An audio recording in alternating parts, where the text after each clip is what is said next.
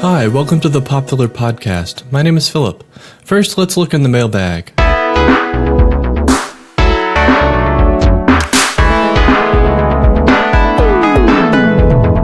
Bill T. writes, "It seems like more and more people are wearing glasses. I see more and more people wearing glasses on TV and in movies too.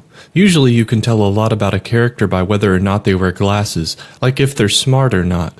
These days I find myself getting really worried that I'll be watching something and a character will show up in glasses, and I'll wrongfully assume that they're smart when in reality they're dumb. I can think of no greater way to pull the rug out from under myself as a viewer." Hi Bill, you're right. We're moving into an age where anyone can be wearing glasses, and those glasses can signify a lot of things about the wearer, but they can also be used as tools of misdirection in media and in real life.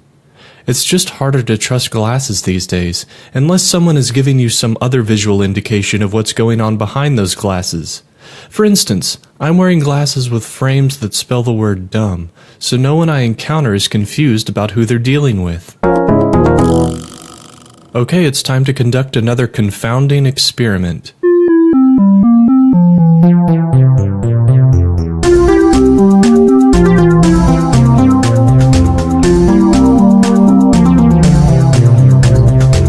As always, I invite anyone listening to participate. For this experiment, you'll need a piece of paper, 3 bird feathers, a tablespoon of turpentine, and half an onion. So take your piece of paper and fold it in half. I'm using tissue paper. Okay, once it's folded in half, fold it in half again. You know, there's an old legend that says you can only fold a piece of paper 7 times. I think that can be true for some paper, but others have dispelled that myth with large pieces of paper and other powerful tools. I don't have the equipment necessary to prove this, but I'd say that the tissue paper that I'm using is well under an inch thick, which should help me get maximum folds. So I'm folding it in half again. So that's 3 times.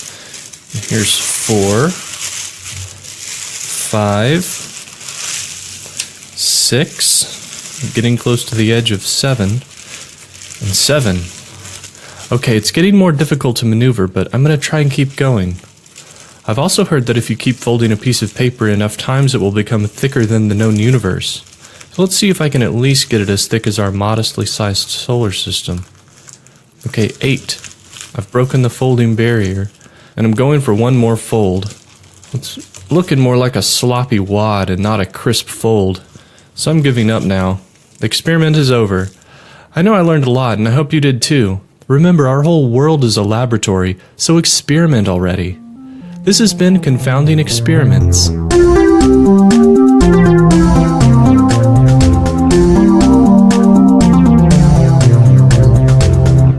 Get ready to participate again. Let's draw together in another edition of Hazy Shapes.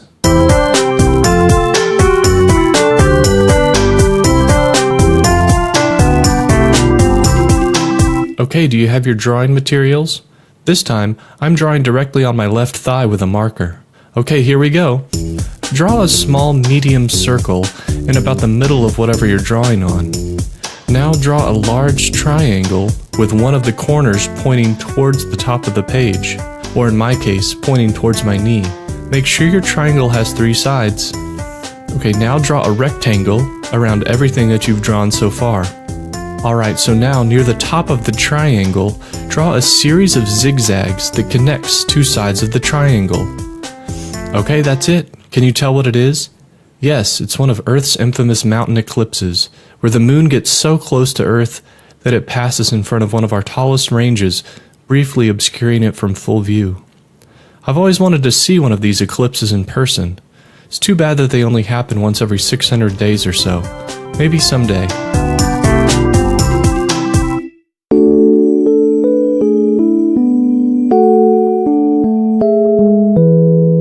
Dear Diary, The other day I was in my car yielding to traffic from an off-ramp, and another car hit the back of my car. We both pulled over into a nearby lot, where the other driver told me she didn't have any car insurance. She seemed surprised that her own car sustained any damage, even though we were both driving similarly sized small sedans. I had taken a couple of photos of each car, and when I tried to attach the photos to an email to my insurance provider, one of the photos kept turning upside down when I inserted it into the email. I tried to flip it 180 degrees in my computer's photo viewer so that it was upside down before I inserted it in the email, hoping that that would flip it once I put it in the email, but when I reinserted it in the email, it was still upside down. I don't know what I did different, but I reflipped the photo in the photo viewer again and put it back in the email, and it showed up fine that time. It was pretty frustrating. I hope those photos and the info I shared sufficiently explain the situation to my claim handler. I'm still a little worried that that photo won't come through looking right side up though. I haven't heard anything back, so I guess no news is good news. That's it for now. Your friend, Philip. Before we wrap things up, it's time for household tips.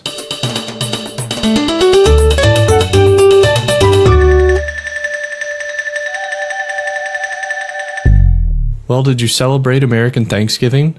Did you make a lot of food? Do you still have a lot of leftovers?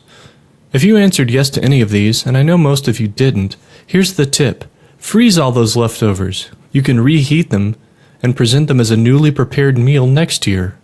The trick is to not forget that you've already prepped for next year, so I suggest to go ahead and leave your oven preheated to about 350 degrees as a reminder that you've got some items to pop in. Aren't you glad you're ready for next year's big day? Okay, that'll do it for another Pop Filler. Thanks for listening, and remember, you'll be fine.